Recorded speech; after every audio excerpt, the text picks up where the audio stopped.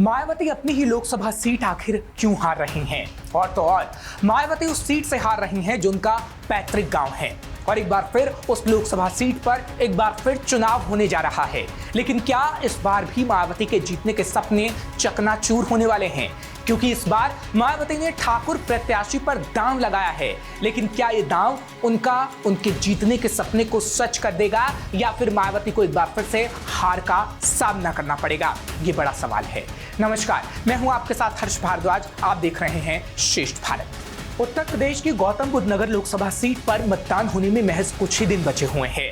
इस समय लोकसभा चुनाव 2024 के लिए प्रचार चरम पर है। सभी नेता इन दिनों अपने अपने प्रत्याशियों के लिए जोर शोर से प्रचार कर रहे हैं। उनके लिए लोगों से घर घर जाकर वोट देने की अपील कर रहे हैं। वहीं बसपा सुप्रीमो मायावती ने इस बार गौतम बुद्ध नगर लोकसभा सीट से ठाकुर प्रत्याशी पर दांव लगाया है। बसपा प्रत्याशी और पूर्व विधायक राजेंद्र सिंह सोलंकी राजपूत समाज से हैं। गौतम बुद्ध नगर लोकसभा सीट जो साल 2009 से अस्तित्व में आई, इस सीट पर अब तक 3 बार लोकसभा चुनाव हो चुके हैं। परिसीमन के बाद बनी इस लोकसभा सीट पर साल 2009 में हुए पहले लोकसभा चुनाव में इस क्षेत्र में कड़े मुकाबले में बसपा ने जीत दर्ज की थी। लेकिन उसके बाद बसपा को लगातार हार का सामना करना पड़ा और मायावती को इस सीट पर हार मिली, जबकि ये मायावती का पैतृक गांव है। दरअसल मायावती का पैतृक गांव ग्रेटर नोएडा में बादलपुर है। इस लिहाज से बसपा सुप्रीमो का गृह जनपद होने के बावजूद इस सीट पर उन्हें लगातार 2 बार हार का मुंह देखना पड़ा। मायावती दावा करती हैं कि गौतम बुद्ध नगर को हाईटेक सिटी बनाने में उनकी पार्टी की अहम भूमिका रही है। उनकी पार्टी ने नोएडा, ग्रेटर नोएडा में सबसे ज्यादा विकास किया है। लेकिन इस दावे के बावजूद वो इस सीट पर हार जाती हैं। यही सवाल मायावती के लिए बार बार उठता रहा है कि क्या कारण रहा कि जो गृह जनपद होने के बावजूद और एक बार जीतने के बाद भी राजनीतिक रूप से मानी जाने वाली मिलीजुली इस सीट पर यहां की जनता ने मायावती पर दोबारा भरोसा आखिर क्यों नहीं किया? लेकिन क्या इस बार यहाँ की जनता अपनी बेटी मायावती के वादों पर विश्वास जताते हुए उनको इस सीट पर दोबारा काबिज कर पाएगी? ये बड़ा सवाल है और ऐसा होगा या नहीं, इस सवाल का जवाब हम आपको दे देते हैं। दरअसल इसमें कोई दो राय नहीं कि बसपा ने नोएडा, ग्रेटर नोएडा को अच्छे प्रोजेक्ट दिए हैं। इसमें गौतम बुद्ध विश्वविद्यालय, तमाम उच्च स्तरीय इंटर कॉलेज जैसे सावित्रीबाई फुले कन्या इंटर कॉलेज, पंचशील बालक inter college, Mahamaya inter college के साथ कांशीराम चिकित्सालय, सेक्टर 30 स्थित राजकीय चिकित्सालय, दलित प्रेरणा स्थल, तमाम एलिवेटेड सड़कों के साथ भंगेल एलिवेटेड सड़क, यमुना एक्सप्रेसवे और कई बड़े उच्च स्तरीय प्रोजेक्ट दिए हैं। साथ ही एयरपोर्ट योजना भी बसपा के समय की थी और जमीन अधिग्रहण भी उस समय शुरू हो गया था। साथ ही कानून व्यवस्था पर पहला काम मायावती के ही कार्यकाल में हुआ और साल 2007 से 2012 तक उत्तर प्रदेश में कानून व्यवस्था की स्थिति में बड़ा सुधार देखने को मिला था।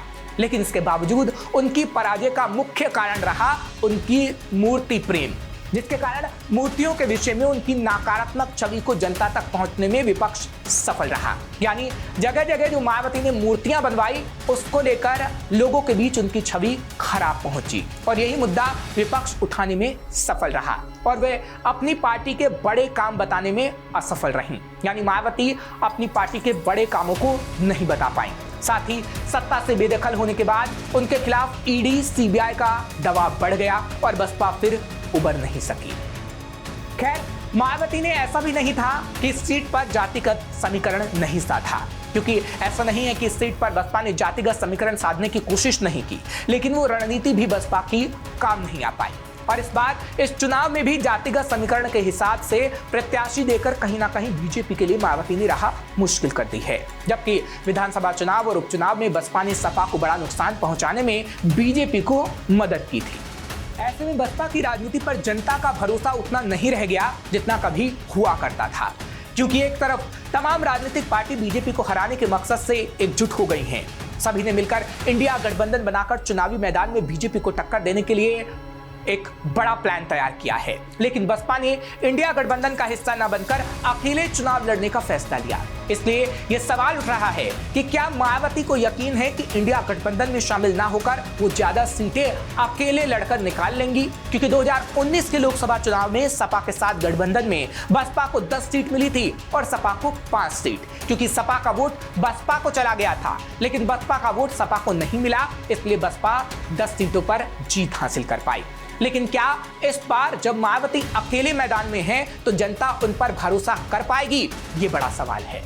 बहरहाल अब 2024 के लोकसभा चुनाव में क्या समीकरण रहेंगे ये तो 4 जून को ही पता चल पाएगा जब रिजल्ट सामने आएगा। लेकिन सपा बसपा दोनों के प्रत्याशी बीजेपी प्रत्याशी को टक्कर देने के लिए फिलहाल कड़ी मेहनत कर रहे हैं। अब देखने वाली बात होगी कि चुनाव परिणाम आने के बाद जनता जनार्दन किसको सांसद का ताज पहनाकर संसद भेजेगी और क्या वाकई मायावती इस सीट पर जो जीतने का सपना देख रही हैं वो पूरा हो पाएगा या फिर नहीं, जो कि 4 जून के दिन श्रेष्ठ भारत आपको जरूर बताएगा। फिलहाल ऐसी और खबरों के लिए आप देखते रहिए श्रेष्ठ भारत। श्रेष्ठ भारत पर खबरों से जुड़े रहने के लिए चैनल को सब्सक्राइब करें, बेल आइकन दबाएं और देखते रहें श्रेष्ठ भारत।